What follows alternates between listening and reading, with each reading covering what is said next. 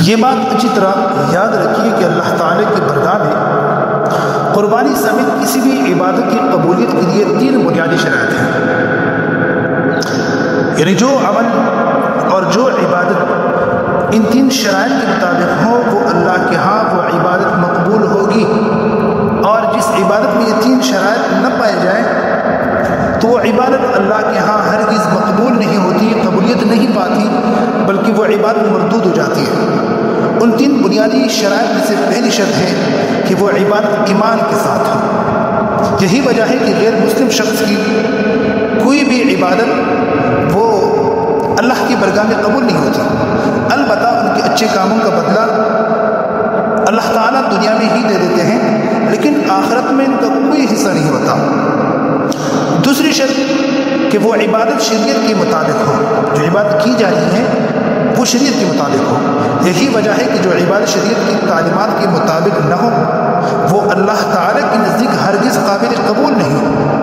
اور یہ بھی یاد رکھیے کہ عبادت شریعت کے مطابق سر انجام دینے کے لیے ضروری ہے کہ اس کے بارے میں صحیح علم حاصل کیا جائے. صحیح علم حاصل کرنے کے بعد ہی وہ عبادت شریعت کے مطابق ادا کی جا سکتی ہے.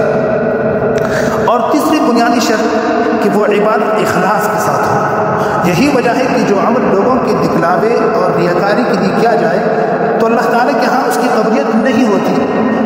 کسی بھی عبادت کی قبولیت کے لیے یہ 3 باتیں پائی جانی ضروری ہیں. اگر ان میں سے کوئی ایک بات بھی نہ پائے گی تو وہ عبادت ہرگز قبول نہیں ہوگی، بلکہ وہ عبادت کہلائے جانے کی بھی لائق نہیں ہوتی.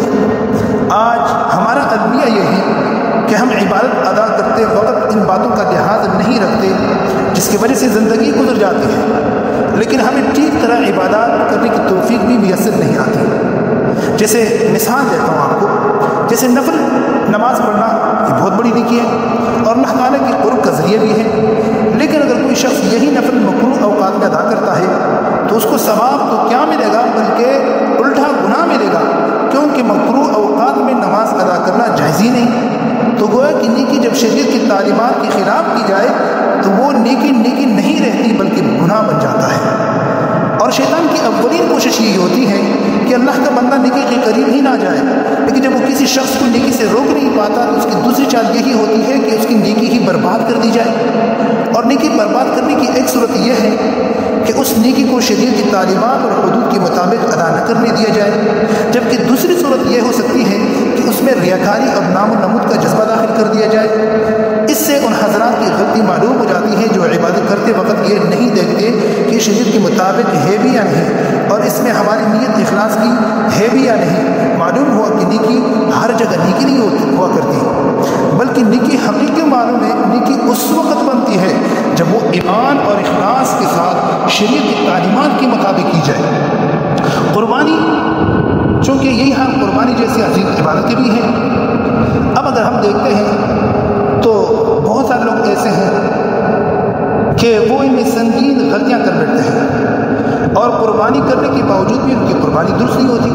لہذا جو حضرات قربانی کرنے کا ارادہ رکھتے ہیں اور جن کو اللہ نے قربانی کرنے کی استطاعت دی ہے ان کے حق میں اور ان کے لیے یہی درخواست ہے کہ مہربانی کر کے سب سے پہلے، چونکہ جو قربانی کرے گا یقین بات ہے کہ وہ مسلمان ہی ہوگا تو ایمان کا الحمدللہ موجود ہے، لیکن باقی 2 شرائط اکثر موجود نہیں ہوتی. اور وہ باقی 2 شرائط میں سے جو ہم نے اوپر بیان بھی کیا ان میں سب سے پہلی جو 2 شرائط میں سے ایک یہ تھی کہ وہ شریعت کے مطابق ہو. قربانی وہ اگر شریعت کے مطابق نہ ہوگی تو قابل قبول نہیں ہوگی، وہ قربانی قبول نہیں ہوگی اور پیسہ ویسے ضائع ہو جائے گا. اسی طرح اس میں اخلاص سے بھی ہو. آپ دیکھیں اکثر آپ سب نے دیکھا ہوگا آج کل اکثر و بیشتر ایسے ہی ہوتا ہے کہ لوگ منڈی جا کے اور وہاں وہ چاہتے ہیں کہ بڑا تنومند، تندرست، توانا اور بہت ہی مطلب ہے کہ قیمتی جانور خرید کے لائیں تاکہ لوگ دیکھیں کہ فلاں شنڈی گل نے اونچا گل نے بہت اچھا جانور خریدا ہے اور محلے میں برادری میں ان کی واہ واہ ہو، چرچے ہو. اس نیت سے وہ بڑا جانور بڑا خرچ کر کے بہت قیمتی اور بیش قیمت جانور لے کر آتے ہیں. تو یاد رکھیے جب اس میں ریاکاری آ گئی تو قربانی قبول ہی نہیں ہوگی.